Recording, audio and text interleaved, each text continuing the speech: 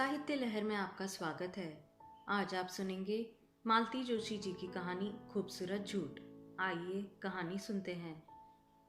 6 बजने को थे, पर श्रीमान जी अलसाए से आराम कुर्सी में लेटे हुए थे। आज घूमने नहीं जाएंगे क्या? मैंने पूछा। नहीं, आज मूड नहीं है। क्यों?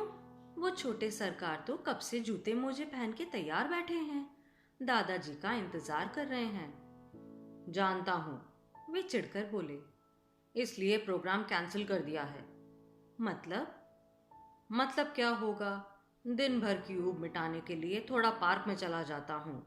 4 हम उम्र लोगों के साथ हंस बोल लेता था, पर तुम सास बहू दोनों से मेरा यह सुख देखा नहीं गया। ये पुच्छल्ला मेरे पीछे लगा दिया। कसम है, जो 2 मिनट भर भी चैन से बैठने देता हो। कभी जनाब फिसल पट्टी पर चढ़ जाते हैं, कभी फव्वारे के सामने जाकर खड़े हो जाते हैं, कभी फूल तोड़कर माली की डांट खाएगा, तो कभी बगीचे के फाटक पर झूला झूलेगा। आजीज आ गया हूं मैं। कल तो माथुर ने कहा भी था, भाई साहब ये आयागिरी क्यों मोल ले ली आपने। उनका मूड बहुत ही उखड़ा हुआ नजर आ रहा था। मैं चुपचाप बाहर आ गई। देखा, ड्राइंग रूम में माँ बेटे दोनों बैठे हैं। दादाजी का इंतजार हो रहा है। मैं क्षण भर कुछ सोचती रही, फिर पास जाकर बोली, अंजू, तुम बुरा ना मानो तो एक बात कहूँ। तुम रजत को इनके साथ भेजती हो ना, तो उन लोगों के लौटने तक मेरी सांस अटकी रहती है। सड़क पर आजकल कैसी भीड़ रहती है, देखती तो हो। ये 2 पहियों वाले तो गजब करते हैं। दाएं बाएं कहीं से भी ऐसे फर्राटे से निकलते हैं कि दिल दहल जाता है।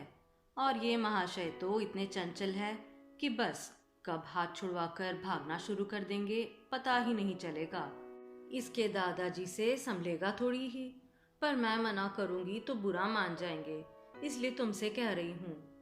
पर मम्मी जी, अब यह तैयार हो गया है तो मानेगा थोड़ी ही। कोई बात नहीं बेटे, तुम ही इसे कॉर्नर तक घुमाने ले जाओ, एक टॉफी दिला देना, बहल जाएगा। वे दोनों चले गए तो मैंने कमरे में आकर कहा, महाराज लाइन क्लियर है, आप निश्चिंत होकर जा सकते हैं। वे एकदम आलस छोड़कर उठ खड़े हुए और कपड़े पहनने लगे। मुझे इतना गुस्सा आया। सारी बुराइयों का ठीकरा मेरे सिर ही डाला करो, खुद मना करते नहीं बनता था। हमेशा की तरह उन्होंने मेरी शिकायत अनसुनी कर दी। फटाफट तैयार हुए और निकल गए। ये कोई आज पहली बार थोड़ी ही हुआ है। जिंदगी भर झूठ की ही तो खेती करती आ रही हूँ।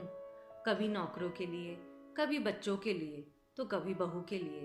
हर बार दिमाग खपाना, नया बहाना ढूंढना पड़ता था। बेबी सहेलियों के साथ सिनेमा जाती तो उसकी किसी सखी का जन्मदिन मनाना पड़ता। उन दिनों घर घर फोन नहीं थे, इसलिए पोल खुलने का डर नहीं था। इतवार के दिन राजू दिन भर क्रिकेट खेलने चला जाता तो उसके लिए गणित की एक्स्ट्रा क्लास लगानी पड़ती। कभी बच्चे अपने लिए नए डिजाइनर कपड़े ले आते तो उसका श्रेय उनके मामा मौसी को देना पड़ता। अब भी इस झूठ से पीछा कहाँ छूटा है। मेहरी के हाथ से प्लेट टूट जाती है तो इल्जाम अपने सर ले लेती हूँ। कभी दूध उफन जाता है तो कह देती हूँ, अंजू तो मुझसे कहकर ही नहाने गई थी, मेरा ही ध्यान नहीं था। कभी मेहरी कहती है, अम्मा जी सुबह से आप ही लगी हुई हो, भाभी जी अभी उठी नहीं क्या? मैं कहती हूँ, रात को फिल्म देखने गए थे, 2 बजे तो लौटे हैं, अब देर से ही उठेगी। वैसे भी आज छुट्टी है, सो लेने दो, दिन भर तो भागा दौड़ी मची रहती है। मैं अपने विचारों में इतनी खो गई थी कि समय का ध्यान ही नहीं रहा। राजू जब ऑफिस से लौटा तब घड़ी की ओर ध्यान गया। मैंने फटाफट नाश्ता लगाया और चाय बना दी। अंजू कहाँ है? उसने पूछा। थोड़ा रजत को घुमाने ले गई है। अलग से जाने की क्या जरूरत थी, आज वेंसडे है, वैसे भी मॉल जाना ही था ना। अरे वो बहुत जिदिया रहा था, मैंने ही कहा थोड़ा घुमा लाओ। तब तक अंजू लौट आई थी। देवी जी, आज बिग बाजार जाना है, याद है ना? सॉरी, मैं तो एकदम भूल ही गई थी। फटाफट तैयार हो जाओ। वह चिंतित होकर बोली, पर मैंने खाने का तो कुछ किया ही नहीं है, आज रहने देते हैं। मैंने कहा, खाने की चिंता मत करो, मैं देख लूंगी, तुम लोग हो आओ, नहीं तो हफ्ते भर के लिए बात टल जाएगी। वह फटाफट तैयार हो गई। जाते समय बोली, मम्मी जी आप लोग खाना खा लीजिए, हम लोग बाहर ही कुछ खाकर आ जाएंगे। उसके जाते ही मैंने सब्जियां छौंकी, पुलाव बनाया। मन तो था कि इनके सामने गर्मा गर्म फुलके सेकूं, पर जानती थी कि ये पूरा समय बहू को कोसते रहेंगे। अच्छी मुफ्त में महाराजन मिल गई है, चूल्हा चौका सौंप दो और मटर गश्ती करने चलो, सारा मजा किरकिरा हो जाएगा। इसलिए इरादा बदल दिया, फुलके भी सेक कर रख लिए। फिर रसोई से निपटकर टीवी देखने बैठ गई।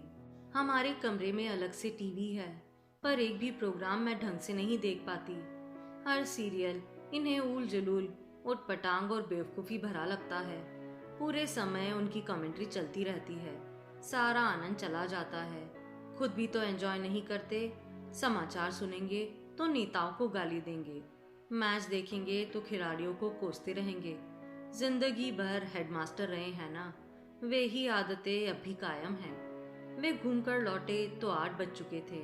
मैं कहने वाली थी कि पिछले दिनों की कसर आज ही निकाल दी, पर चुप रह गई। पिनक गए तो खाने का कचरा हो जाएगा। आप फ्रेश होकर आइए, मैं खाना लगाती हूँ, मैंने कहा। और बाकी सब मॉल गए हैं, वहीं से खाकर आएंगे। इन लोगों को तो बस बाहर खाने का बहाना चाहिए, नहीं तो सामान क्या किराने वाले के यहाँ नहीं मिलता है। अब जाने दीजिए ना, हम लोगों के लिए तो बनाकर गई है ना। खाना खाते समय इन्होंने कहा, तुम तो कह रही थी कि बहू खाना बनाकर गई है। हाँ तो ये करेले मैं दावे के साथ कह सकता हूँ, वह 7 जन्म में ऐसे करेले नहीं बना सकती, ये तुमने ही बनाए हैं ना। इसी बात से तो वह डरती है, कहती है पापा जी की जुबान पर आपके हाथ का स्वाद ऐसा चढ़ा है कि किसी और के हाथ का उन्हें भाता ही नहीं है। बहू तुम्हारी पक्की पॉलिटिशियन है, जरा सी तारीफ कर दी और सासू माँ फूलकर कुप्पा हो गई। मम्मी जी ये कल कटहल लाए हैं, इनका बहुत मन है, पर क्या करूँ, आपके जैसी सब्जी बनाते नहीं आती। बस मम्मी जी जुट गई मसाले पीसने और बहू जी पार्लर में। शिकायती लहजे में वे और भी बहुत कुछ कहते रहे। आखिरकार मुझे कहना ही पड़ा।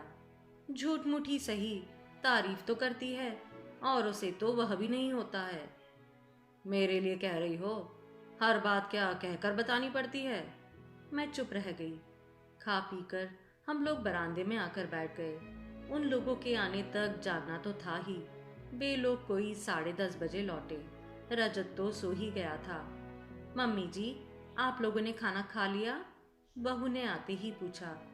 हाँ बेटे, और करेले मैंने ज़रा ज़्यादा बना लिए थे, कल राजू के टिफिन में रख देना, उसके दोस्तों को बहुत पसंद है ना। राजू हमारे पास आइसक्रीम के 2 कप लेकर आया। मम्मी जी आपका यह पसंदीदा बटर स्कॉच, और पापा आपके लिए मैंगो। मम्मी जी का पसंदीदा फ्लेवर तो पता है, पर पापा जी का पता नहीं था ना, इसलिए हम लोगों के मन में जो आया वह ले आए। बहू ने मासूमियत से कहा। पापा जी की भौहें चढ़ गई, चेहरे की रेखाएं खिंच गई, होठ फड़फड़ाए, पर मैंने उन्हें बोलने का मौका ही नहीं दिया। कहा, अरे हमारे ज़माने में ये फ्लेवर वगैरह कहाँ होते थे, हम तो घर पर ही आइसक्रीम बनाते थे। ढेर सारा दूध ओट लिया, शक्कर और मेवा मिला दिया, फिर बर्फ और नमक डालकर घुमा दिया। नमक से दूध फटता नहीं था? पागल, दूध में नमक थोड़ी ही डालते थे, राजू ने कहा। उसके लिए अलग से जगह होती थी। सब कुछ डालने के बाद मशीन घुमाते थे, बड़ा मज़ा आता था। हम भाई बहन खूब झगड़ते थे, पर जैसे जैसे दूध गाढ़ा होता था मशीन भारी होती थी, घुमाने में दम निकल जाता था। मशीन कहाँ है अब? बेच दी? बेटा मशीन सबके पास थोड़ी ही होती थी, मोहल्ले में किसी एक के यहाँ होती थी, घर घर मांगे से जाती थी।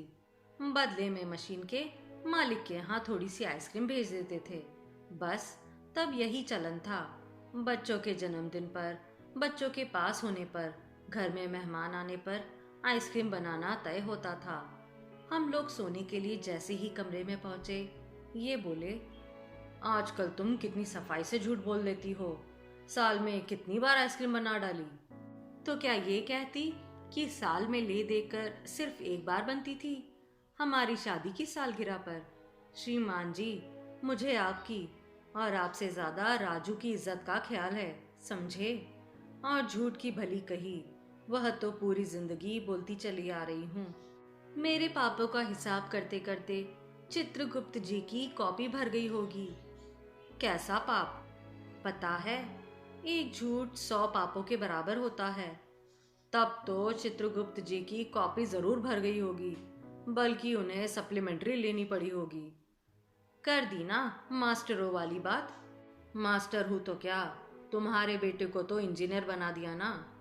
हाँ, और चित्रगुप्त जी की चिंता मत करो, उनकी कॉपी जरूर भर गई होगी, लेकिन तुम्हारे पापों की नहीं, पुण्यों की गिनती से, क्योंकि तुम्हारा एक झूठ 100 पुण्यों के बराबर होता है। ये गजब, आप मेरी तारीफ कर रहे हैं, धन्य भाग।